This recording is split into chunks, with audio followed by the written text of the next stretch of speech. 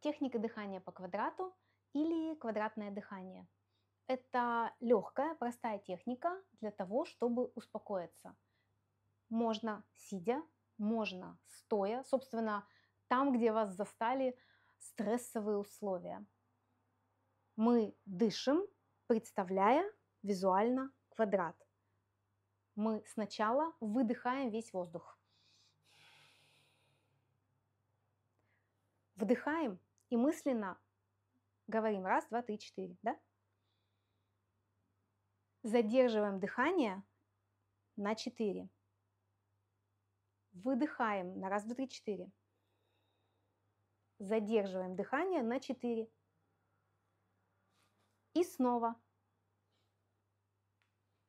Циклы от 5 до 10 в сильно серьезных стрессовых ситуациях 25-30. Практикуем.